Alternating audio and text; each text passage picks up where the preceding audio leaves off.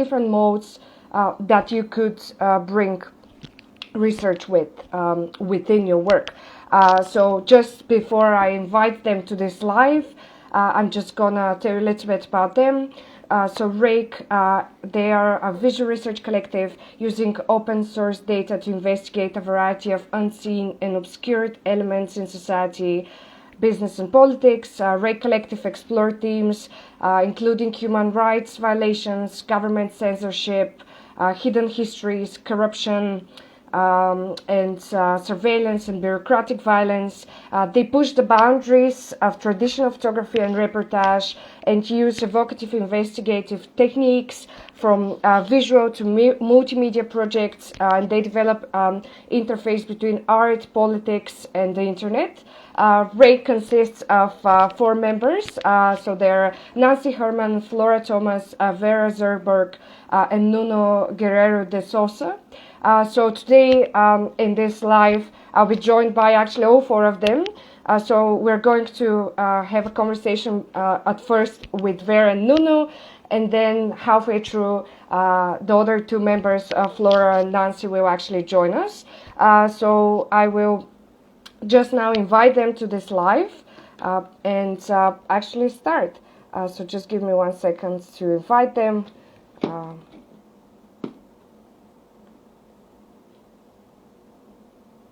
Okay, so we could now just wait for them to join. Thanks for everyone who's joining us so early. Hope you're all doing well and that you're having a good time. Hi guys.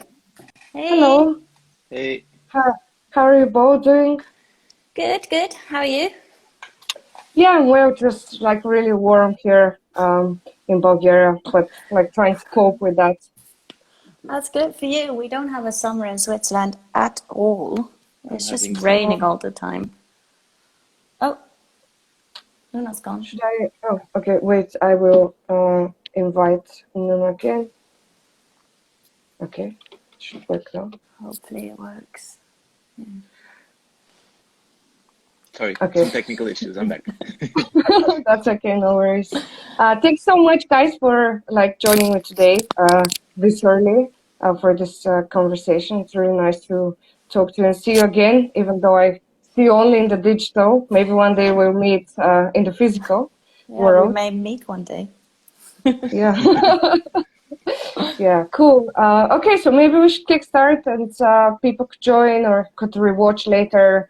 Just again, for anyone who's joined us today, we are very happy and pleased to be joined by RAKE Collective, a collective of 4 visual artists who create different investigative work with the use of photography and other multimedia tools. They will today present like projects they have worked on or they're working on and give us like more clues or ideas of how to use like photography as an investigative tool or as evidence.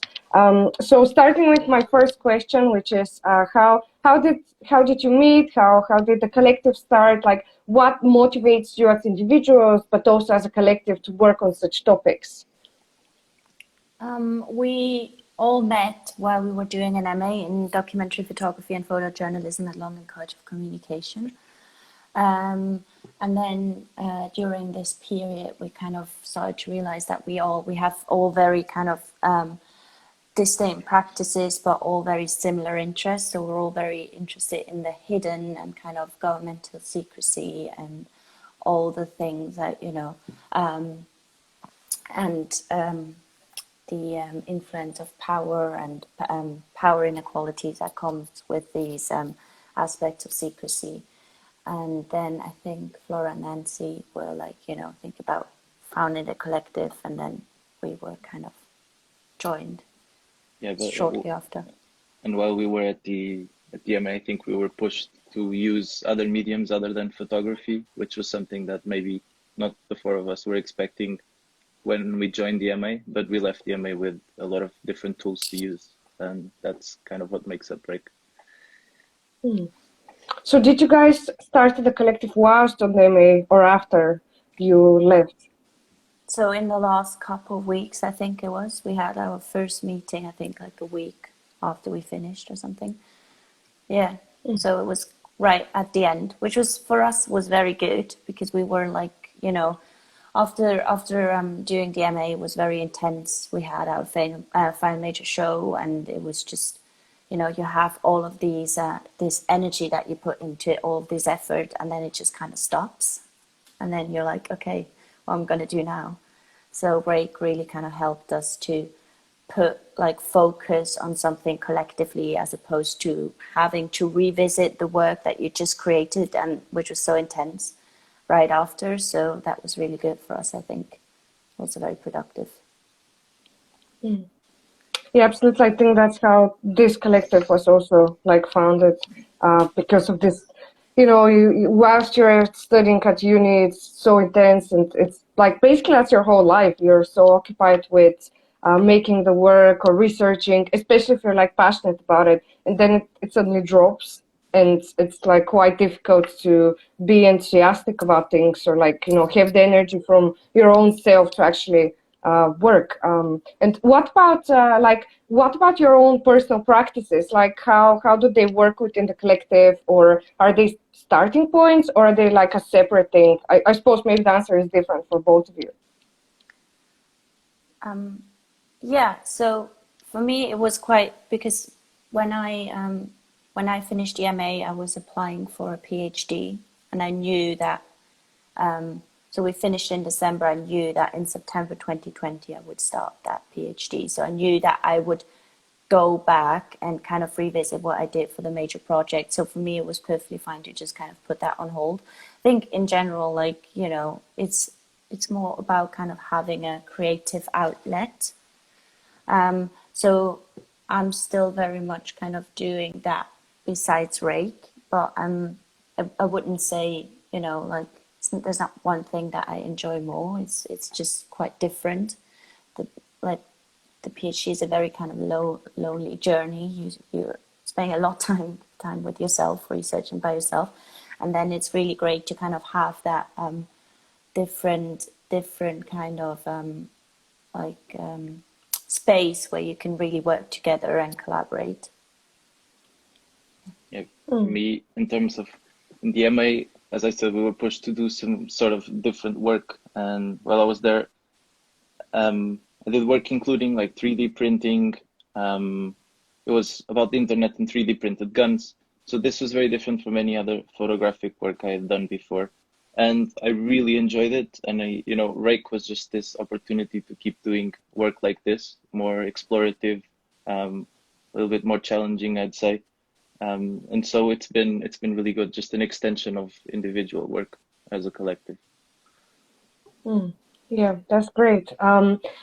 So my next question is if you could speak a little bit about like your project We May Meet One Day, if you could describe, like, because unfortunately on these lives we only have our faces and our voice, and I find it phenomenal to speak about visual art without showing it. Like it's like, I don't know, sometimes far more interesting because you need to be, you know, quite descriptive, and yet no one will imagine the same thing you're describing. So we can try this game with describing what the work is about, like both visually but also like conceptually. How did it came about? Like how did you start it? Yeah, just if you could tell us.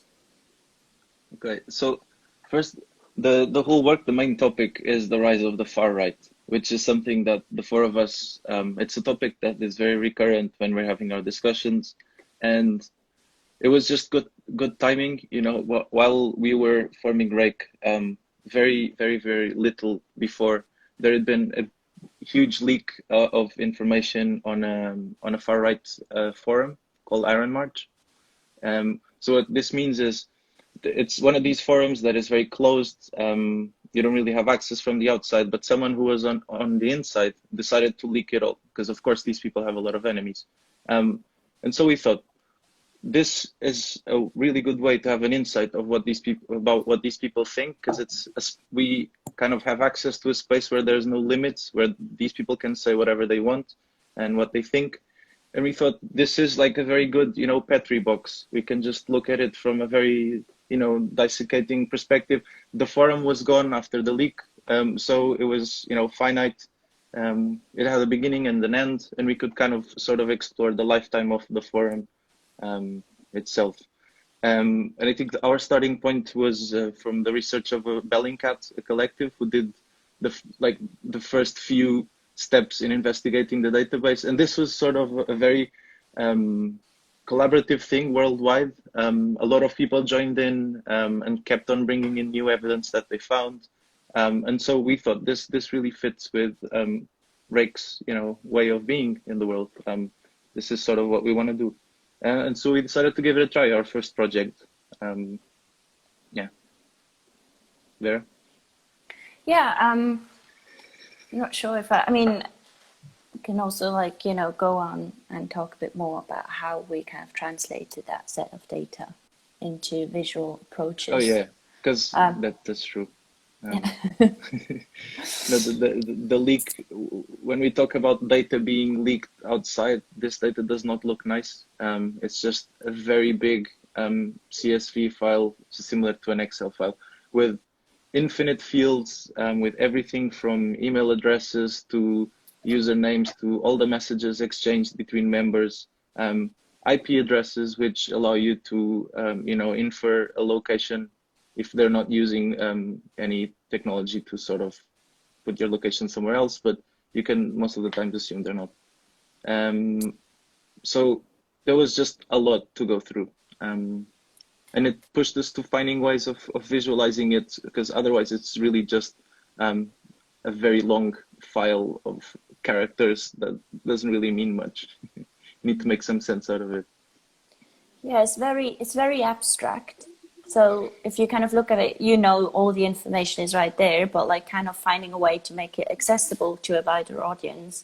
So then we started to kind of engage with so we knew from the beginning that we wanted this project should kind of work as a means to make people aware of the rising of the far right.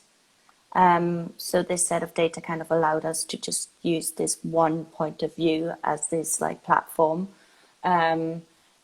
And so we then kind of started to engage with what we would find interesting and what we find kind of scary about it. And it's because it is so secret, and because they have these secret platforms. Can you still hear me? Oh, I think. Can you still hear me? Yeah, Okay, you froze for a split second, but you're back. It's great. Oh, okay. Sorry. Yeah, because these platforms that kind of live on the internet, but they are very secret in itself. We found it, we kind of wanted to play with the notion of how these people kind of live among us, how they are hidden in plain sight. It could be you're someone working, I don't know, at Sainsbury's. It could be your neighbor. It could be, the person bringing the mail. There's just endless possibilities. But they have this space where they can exchange and have kind of share their ideals. So we started to kind of use this very concrete information that we have, like the IP addresses that Nuno said, which aren't always, which aren't always correct. Maybe they used VPN to kind of pinpoint their location somewhere else as a means of protection. But we were just interested to kind of create and get an overview of where they are placed, the bigger scale.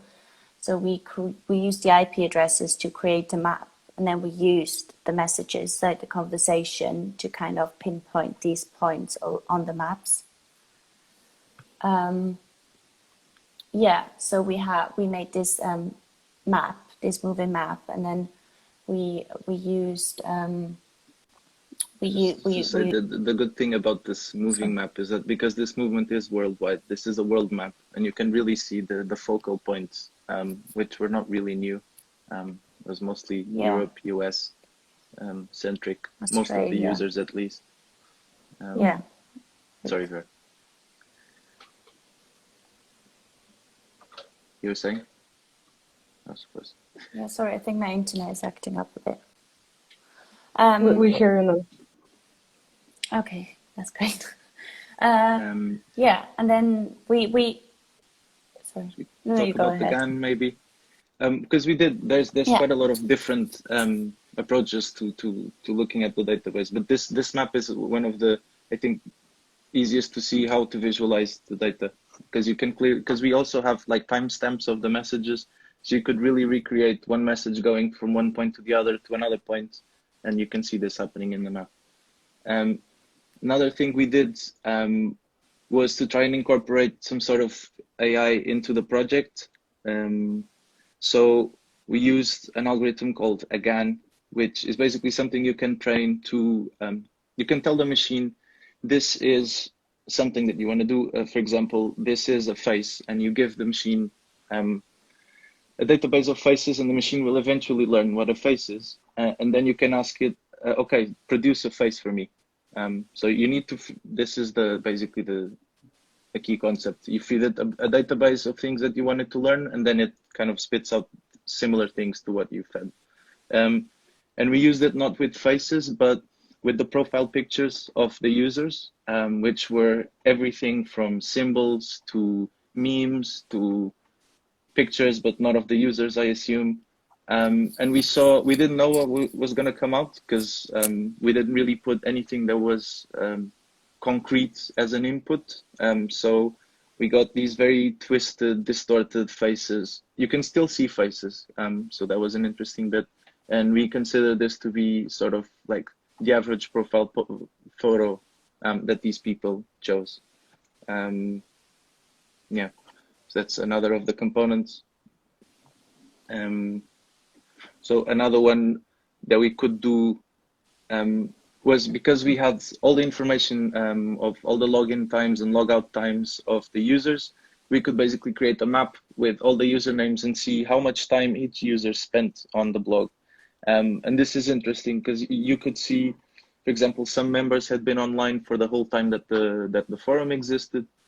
Some of the members had been online for like just a split second, which means, you know, curious people just going in, checking it out, leaving, which also made us think, you know, not everyone is as guilty, so to say, of being part of this forum. Not everyone has the same degree of involvement, but at the same time, the things you read in the messages are quite horrible. So, Disturbing. yeah, it kind of gets a little bit personal sometimes. Yeah, at some point we were really happy to just kind Yeah.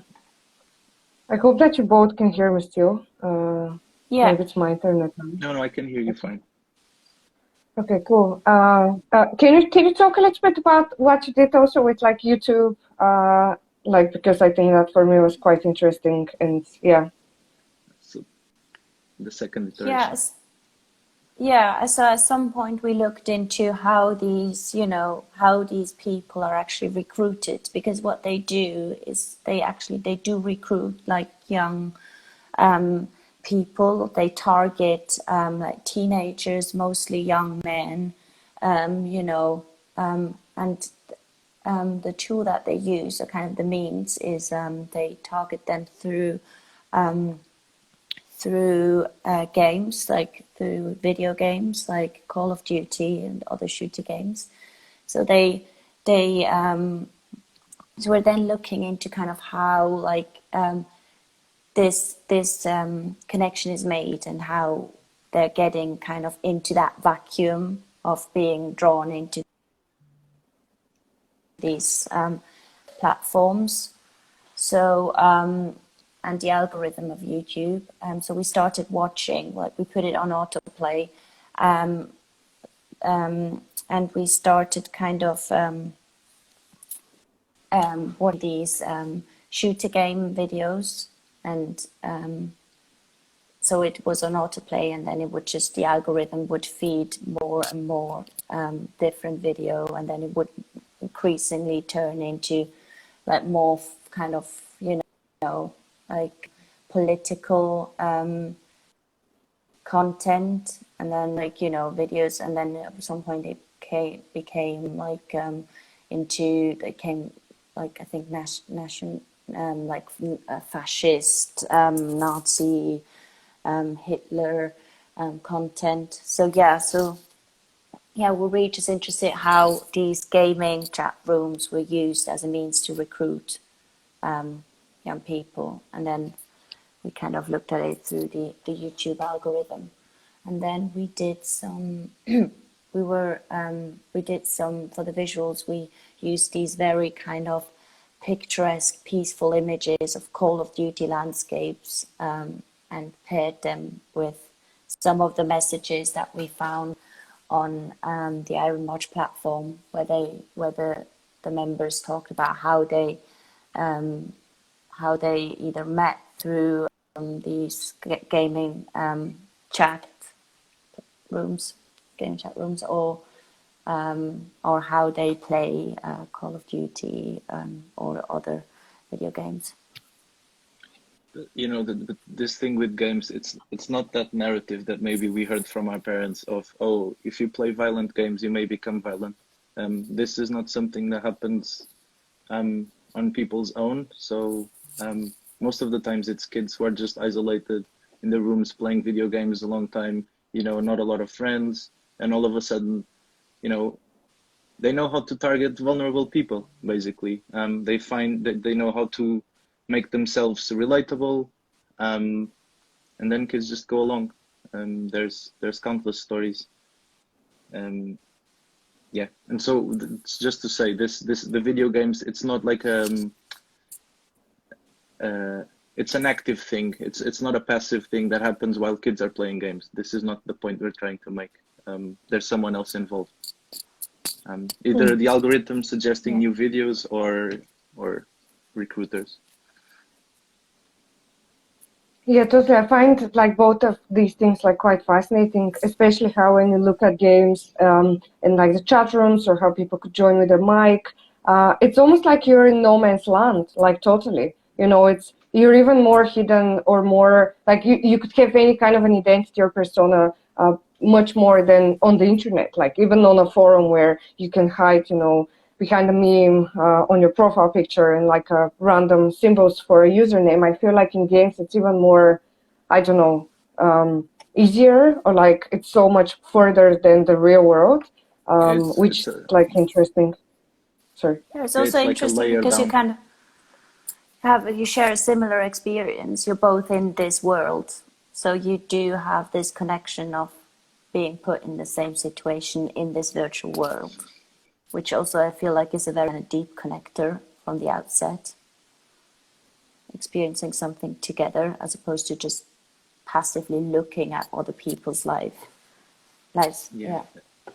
And this video game thing was at a time where we started, instead of looking at it worldwide, we focused a bit more in the UK, because a lot of the users were from the UK, and it was quite interesting for the four of us living here, to see how widespread it is. And then we, you know, out of chance, we just noticed the place where we usually meet in London, or the area, is the most, it's the area with the most active users in the country, like in terms of density. And that made us think, you know, they really could be anywhere. It's really creepy. Yeah, it's a bit creepy thought. Yeah, no, totally, I think. And especially what you said, how, you know, it could be anyone that is like a far-right extremist or like a neo-Nazi on the internet, but, you know, in real life, it's someone having like a job and just having these beliefs, whether it's like, you know, influenced by being in a forum or being like in a game. And I think also what you were saying about YouTube, it's quite interesting how, you know, the usage of AI within your work and how AI learns from, you know, the things that it's fed with. And in this case, the algorithm has learned from other users, and how watching like video games, like someone playing a video game and just like streaming that on Twitch and or YouTube or whatever, leading to you simply reaching like videos of Trump or Hitler or, you know, like neo-Nazis or fascists. It's insane. I mean, just how you could land to this information so easily. Yeah, definitely. And I think my next question was like where do you find your research normally? I mean, you spoke about finding this, you know, data leak, but in general, like, I'm just interested in what is research for you, maybe as people or maybe as like a collective, just because often research is regarded as reading books or academic journals, and like that's it, and it ends there. Although you just spoke about so many different and very, very fascinating methodologies that you use, and how you turn all of this, text-based information into images by using different softwares, or by using your imagination and turning it into maps. And I think this is so super interesting, and quite courageous to first work on these themes, and then to have this kind of a way of seeing this information, which could be quite boring, visually at least. So yeah, just going back to my question again, where do you find research, or what's research for you? Maybe I can just start by saying I think that the Iron March leak is a different strand from all the others, because it's information that was made public but forcefully public, so it doesn't really count as open source, even though it's there for the public to use. It's kind of it's different from the methods we've used from then on. So from then on, the sources are really clear and clean, and no second thoughts about the legality or whatever. So yeah. Yeah, so research for us is really just because we want to, in our work, we want to engage with these very multi-layered complex topics that, so research kind of enables us to find ways to visualize those, so in which would, because when you kind of engage with different kind of processes, you want to know more about something, you want to know more about how this worked or what is kept secret from us. You kind of need to find a way to make that more accessible to an audience, because we for us everything is research. We engage with so many different things. We don't just read books. Actually reading books is one of the rather kind of a small part of what we do as research. We do a lot of research on the internet. We watch documentaries. We listen to podcasts. We read the newspapers. There's different things. We use different tools and platforms to acquire more information. But we also kind of think that what we do visually is a form of research. We kind of make it accessible to some using something. But for example, the YouTube algorithm, that was research, just in a very kind of different way than what we classically used to being referred to as research. So I think it's just very broad, and I think it's very confining in a way to just think of research as reading books, because there's just so much more that can influence or kind of add to your work in an interesting way. So yeah, for us there's really no limits. It's just everything kind of goes. As we learn more and more about the topic, and we come to these conclusions that are not necessarily simple to put out. That's why our work usually comes with captions next to it, and I feel it lives off those captions a little bit. People need to know what's going on. Yeah. But sorry, I got a bit lost on what I was saying.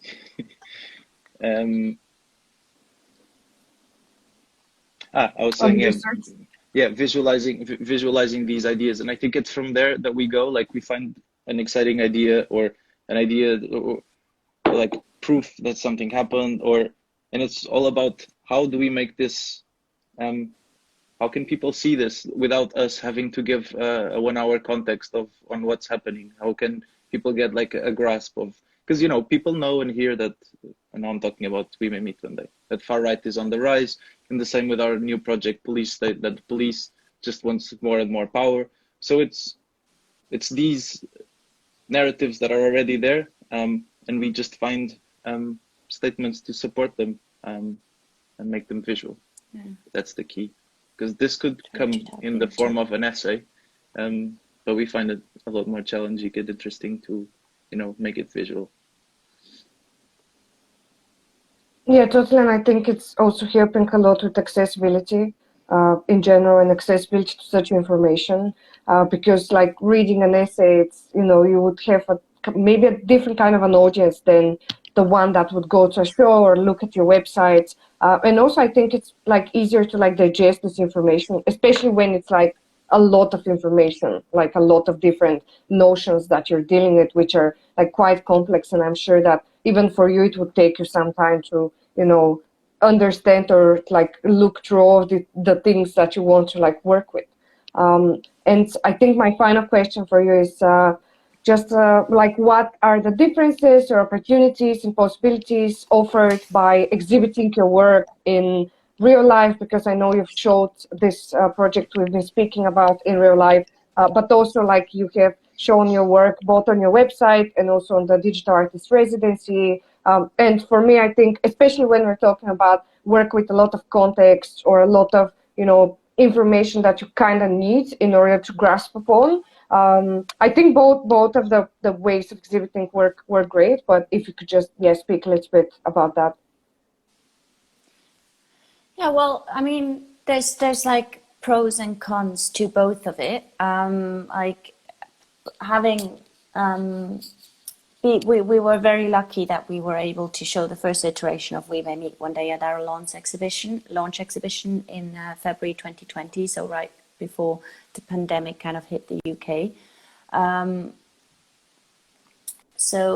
That was a great opportunity for us as a starting point to kind of like, you know, build an audience, have people, like talk with people, have drinks, you know, like kind of having it as a more sociable thing, where people could directly talk to us, but then also kind of enjoy or like have a look at what we've been doing for the past 1.5 months, which doesn't seem like a lot right now, but yeah. And then afterwards, obviously with the lockdown, we had to move everything online. We only met online, which worked like surprisingly well for us. But we were from the beginning was an idea that this collective could live fully online. So it was like a good testing phase for us. And then we had the exhibition, the virtual exhibition, which we did together with the community. I think the others will speak a bit more about that afterwards, in July last year, which was also quite interesting because we found a way to kind of bring together lots of people from all over the world and have this group exhibition together. And, you know, there's like money isn't a factor anymore. You just like, you know, could like produce this huge prints in this virtual room, which was just like, you know, like we couldn't have afforded in real life. And also kind of like, you know, being able to reach so many people all over the world, like making it a bit more accessible. But then also I think that's something we need to be very careful with, because people keep going on about how accessible online exhibitions are, virtual exhibitions, but then we still need to kind of keep in mind that that is more for like, you know, that is for the able-bodied audience. There's still like virtual exhibitions are still very inaccessible to a lot of other people. So yeah, I guess for me, what I find interesting about presenting work online is having being like the state of the audience and experiencing it, like usually probably at a computer, and then like maybe reading something, and then you could just like open a new tab and you're like, oh, that's interesting, I want to Google that out, I want to know more about that, you know, like the kind of as a starting point for the audience to do more research about it. I feel like there's a smaller, it takes less to just quickly, you know, open a new tab and do your own research. But then again, it doesn't, I feel like it, you know, there's like the human interaction is missing. There's less of a, I feel like if you go to a gallery or an exhibition space, you fully commit to experiencing the work. I do think, at least for me, when I do that virtually, I tend to like, you know, do 5 different things on the site. Or like I'm more easily distracted because you're not physically in that space. You know, you might be at home in bed drinking a coffee, you know, it's just like, or you're replying to a text. I feel like it's just, you're more committed to the work in a different way. But then, I mean, I guess this is just a personal kind of opinion of mine or how I experience it. But yeah, I think the impact for me is bigger when you experience it in a physical space. But the whole kind of thing around it, like being able to do, to use it as a starting point and do more of your own research and engagement with the topics, I feel like it's easier online. Yeah. Sorry, that was. Yeah, I feel like doing it online, you don't really control the mindset that not that physically you do, but at least physically, you know that people made their way out of their house to go and see the exhibition. Like they know what they're going to go and see. With online, even though there are more possibilities, like you're 2 clicks away of opening a new tab and keeping the research going on, reading about a new topic. That would likely wouldn't happen in a gallery. But one thing we can't forget, I think at our launch night, that was a really good thing, was that we really saw people starting conversations about the spread of the far right, like even, turning back on the work, just as circles, people inside were starting discussions and conversations, which I feel like it's difficult to keep alive while you do something online. But still, it's a challenge and, makes it more widespread. So it's really a balance. It serves different purposes, I think. But with the pandemic hitting, I think making the best out of online is the best we can do. Yeah, totally. I think it's 2 different formats of showing work, which couldn't be compared at all. Like it's totally different and very different experiences. I think what you were saying there about the accessibility or inaccessibility of the online as well is right. Like in a way it's very accessible, in another way it's not. But I think it's definitely less classist because you could afford to do whatever you want to do in the virtual. Then in real life it's all bound to finance, funding, or all of these things which exhibitions lay on in a way. But yeah, it was really great speaking to both of you. It's so nice to hear about your projects, and I'm sure it was interesting for the people watching us or who will watch this later. I just saw the time basically, so I'm just wrapping this up. And if you could now just leave, and I'm just gonna invite the other 2 members who will join us. That would be great. So everyone, you could just hang around. We're just gonna have Flora and Nancy joining us in a second, speaking about the new work of RAKE Collective and also about opportunities that are upcoming. Yeah, thanks. Thanks, Krasimira. Thank you. Bye-bye. Thank you so much. Bye, guys. Thanks. Bye. Bye. Okay, so I'm just gonna re-invite them, guys. So just hang here with me. We're just gonna have the 2 other members. We wanted to speak with all of them, so I'm just sending another invite now and waiting for Nancy and Flora to come with us and tell us about the new work that they're doing. Hello, hi. Hi.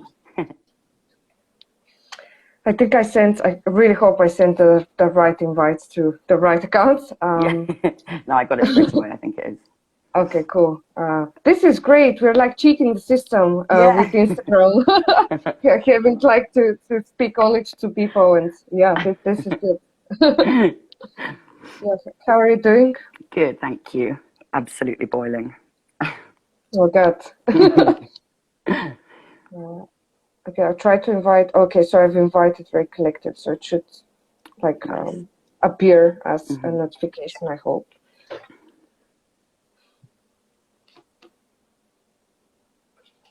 Where are you at the moment? I'm in Somerset at the moment, near Bath. Nice. Nice to be in the countryside. Nancy's having a problem. Could you put maybe... it said I could try again. I'm trying again with RAKE Collective because I also got the notification that it's RAKE Collective is... Okay, cool. Yeah. Hello. Hi. How are you doing? Okay. Good, thank you. How are you? Yeah, I'm good. Very interesting to speak to all of you, even in small breaks or groups. Sections. Yeah. But love to talk to you. I think you're all doing very important, very interesting work, and also I think it's very interesting for both the people listening and for me to like hear about all different approaches to, you know, data or like things that are normally beyond the photographic, both in terms of the industry, but also in terms of education as well. The things that you would normally see as research.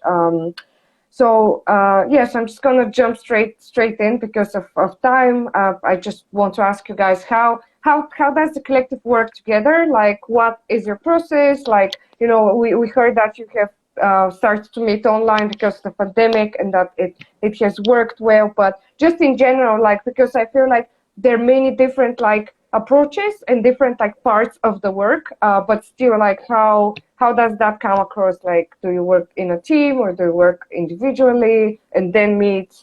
Yeah. I think it's very much a mix of both. So one of the kind of core, I guess, values that we consider RAKE to have is that we all have very different like skill sets and very different interests. So I can think back just now recently starting our annual project, Police State, we kind of all started researching together and then split off on different sort of subjects specifically and then come back and kind of combine and discuss about how kind of to move the work forward. So it's very much like not a democracy, but like we try and divide the work as best we can, both admin and research. Yeah, and practically as well, obviously due to everything having to be online for the past year, it was good because it kind of trained us into using things, you know, just like Google Drive, Slack. What else do we use? Telegram. Telegram. Telegram. And kind of, yeah, the kind of like work out like ways of the best ways that we kind of work and research and share our research. So that was good. And normally, how long do you spend working on a project? I mean, I'll just ask the question, which I find quite funny. And like, you know, when do you know a body of work is finished? I don't think this question ever has an answer, but yeah, maybe if you're doing something for a show or, you know, if for me at least, it's when there is a deadline which is imposed by someone else, or or when there is like a show or something which directs the ending of the work. Although I personally don't believe in endings, I think that you could always go back to something and redevelop it or continue working on it. So yeah, just like how long does it take or when does it end? Yeah, so we don't believe in endings either. The last one, we made one day, which was obviously our first work, that took about a year, and we kept ourselves accountable through like different deadlines. So we had 3 shows and just things like, you know, applications for other opportunities that sort of kept us through the different sections. But I think it was just when we felt that we'd kind of explored that, you know, enough. It kind of felt like at the end of the year, it kind of felt like, and especially as more and more kind of reasons for starting our new project came up. I think also particularly with that project, we were working with a very finite set of data. So, you know, the leak was limited. And we did also branch out into other things with like the YouTube algorithm and the recruitment tactics sections. But it really did feel like there was only so far that we could go with that particular section. So it's still subjects that we're interested in. But yeah, like Flora said, I think we were just being drawn into something new and more pressing at the time. Also, we may come back to, we may meet one day in the future when it's not like ended for us exactly. Yeah. Okay, cool. And like kind of moving towards next question, can you tell us like a little bit about the new project? Like how did it start? If it's like possible to speak about what guys you're doing in general. Yeah. Yeah. So the new project, it's called Police State. We have only kind of what feels like we've only started recently, but I guess we've been kind of looking into the areas that we're interested in terms of the project for quite a while, at least since kind of mid last year, I would say. And that just came from kind of observing, political movement and conversation. And I think one of the main motivating factors about the work is, I guess, the lack of nuance, particularly in the UK and Europe, around, questions about state violence or police violence, because it's not necessarily as visible everywhere. And I think people assume that it's not as violent in the UK, at least.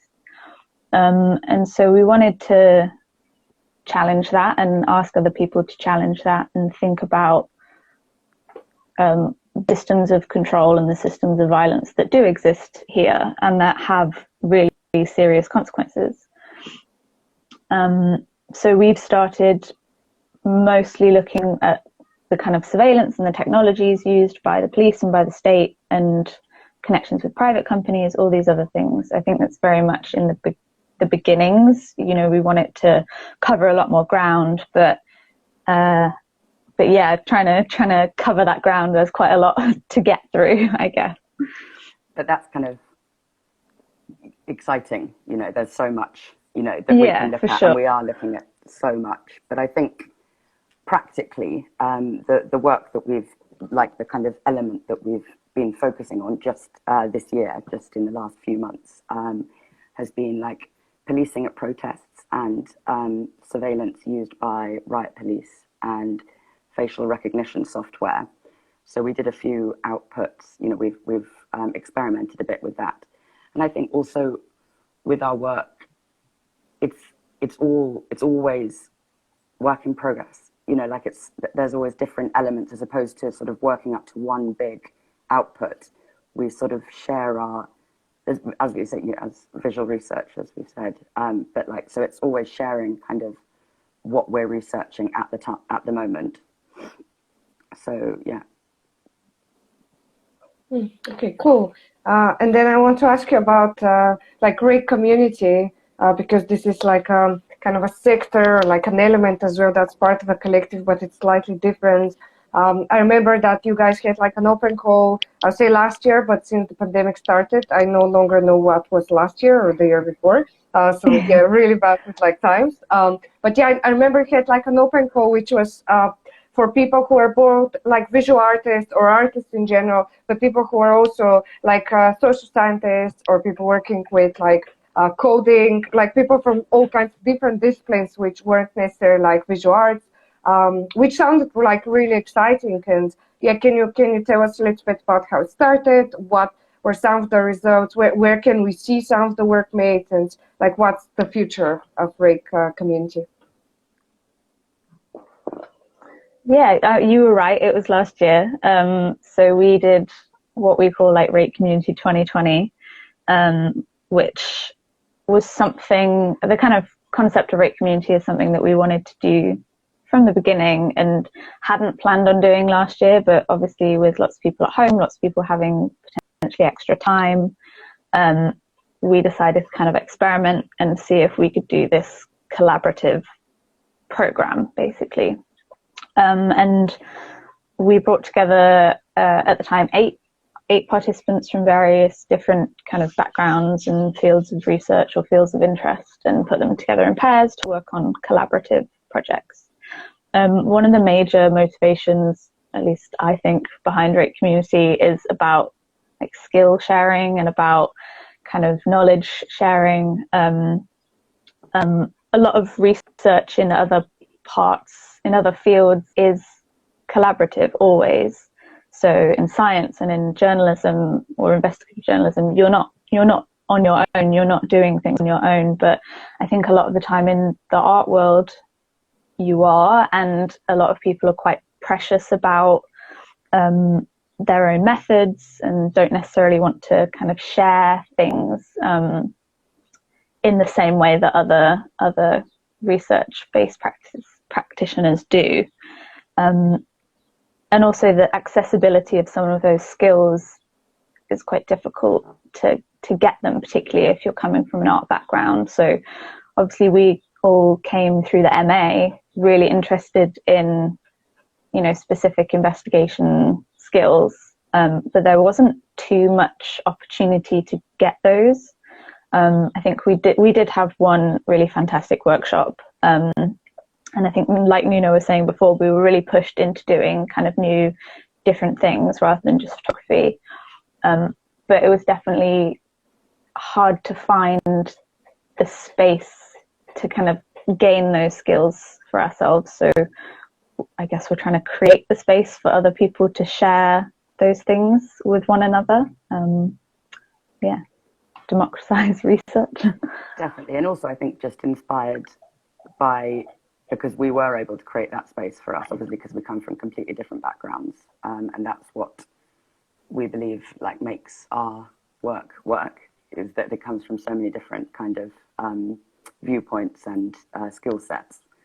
And the actual program, it was a 2-month super intensive period, all online obviously, and there we had some amazing work come out of that, which you can view an overview at our website in the community section, rakecollective.com. And then we did a year of like Instagram takeovers on the Instagram account, which I think that's where I'm coming from, right? Or am I on community? Okay. Yeah. Your community. Which was also really interesting. Another way to kind of expand, you know, our networks and meet new people, which is something we really enjoy. So yeah. And can you describe like one of the projects that came out from like this intensive like collaborative processes? Yeah, so there was one project, Gulcher and Fraser, who were researching curfews in the US after the murder of George Floyd, and they made an interactive map with software, I think, developed by Forensic Architecture. And they also made these amazing locations of different places with curfews. The different cities, yeah. Sorry, I lost you for a sec. I hear you, and I see you. Okay. And there was also... there's... Sorry. Sorry, no, I was also going to say they also, it was called the Curfew Bell. They also incorporated a lot of like historical research as well to kind of back it up. So like the history of curfews, particularly in the US, and now how they're being implemented against, you know, protesters and in cities with really high Black populations. And the interactive map, I think Fraser's still working on it as well. So it's still kind of going. It's still got a life of its own, and that's really, really nice to see. And Julian and Paula, they were Julian and Paula.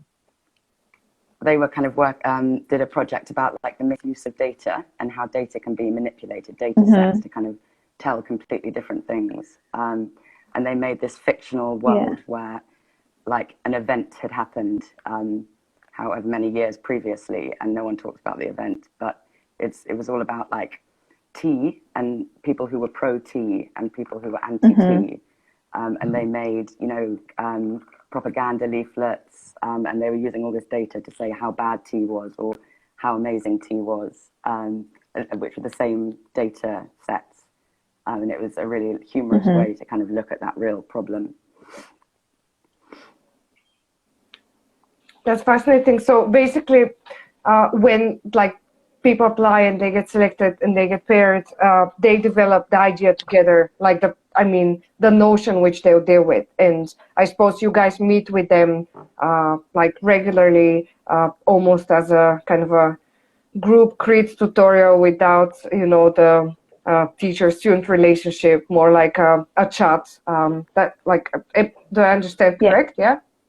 Yeah, exactly. So that's exactly right. So we each 4 of the RAKE members had like a pair, and we were trying to, we called ourselves facilitators because I think we were a bit uncomfortable with like the idea of being mentors or something. But that's exactly right. Yeah, weekly chats, crits, and we also brought everyone, so the whole 8 people together, to talk regularly as well and kind of share ideas and feedback. Great. And can you just tell us, like, how can people get involved? Like, what's the upcoming plans for RAKE community in general? So we've just stopped the Instagram takeover kind of series, but that's for a reason, because we are going to be launching RAKE Community 2021, which is going to be a different program. This was also another thing, is that every time we do the RAKE Community program, we want it to be different each time. We want to experiment with what works and what people can commit and different ways of skill sharing. But we're going to have an open call next week for their new program. Keep your eyes very peeled. Excited about. So we can't say anything more, but we'll share it with you, Krasimira, and maybe you can share. Yeah, totally, absolutely. I'll definitely make sure I'll share it. But I think that's from me. Again, really, really lovely talking to you and hoping to meet you one day in real life. Definitely. I mean, if there are any questions from like anyone that's awake early in the UK at that point, feel free to ask. If not, I suppose you could always reach out to RAKE Collective and like have a chat with them as well. But yeah, I'm just gonna leave like a little pause here for any questions from like our audience. Yeah, and exactly. If people want to get in contact, DM us or email us info@rakecollective.com. We love meeting new people. Okay, I suppose there are no questions, but I think that this has been like a really great hour, and I've probably asked you anything that could be asked. I hope. Although I suppose we could speak for like much longer in general, because my own interests lay within working with like human rights violations and similar like topics like you. So yeah, it would be great to meet you and continue the conversation. But yeah, thanks so much to everyone. Oh, okay, we have a question. So the question is, what was the most challenging part about distributing work in a collective? I think we're really lucky in that we all have our own like very distinct skill sets. So it did come naturally. With who of us would do it? Wasn't, I don't know what's the most challenging part. Oh, in terms of like who did what? I think probably just particularly as the work grew, just I guess the amount of work that we were doing and trying to make sure that we were all kind of on equal footing and not, taking on too much. There are 4 of us, we can kind of help one another. Exactly, and we did actually get a lot more organised this year, like in January. That was our New Year's resolution. We started like a new system. Oh yeah, to be really organised. Yeah. Give ourselves deadlines. Be really accountable. Exactly. That's great. Yeah, the organization. I think I've also kind of went there, surprisingly. I look at my folders on my computer and I'm like, who is this person? Like everything is named properly. So yeah, I get you. Okay, so I think that's us. And anyone who is interested again could contact RAKE Collective or could rewatch this live, which could be found both on the Instagram account and maybe on the website, I think. But yeah, thanks so much, guys. Everyone. Thank you so much for having us.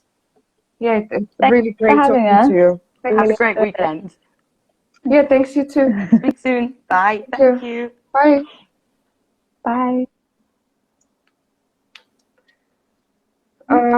Yeah, if I'm just gonna like wrap it up by just saying what's happening in 2 weeks' time. I think on the 27th of July from 6 p.m. British summertime to 6:40 myself and Laura Bivolaro will have another of these artist conversations.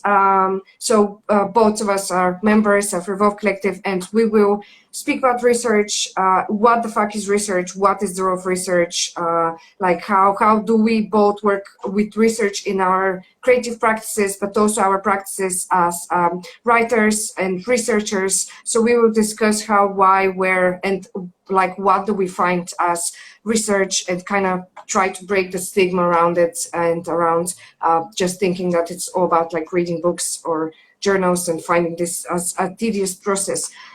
So please join us 28th of July at 6 p.m. British Summer Time. And thanks so much for joining this live. And again, thanks to RAKE Collective for the awesome conversation. I hope everyone will have a nice weekend, and I'll see you in 2 weeks' time. Bye, guys.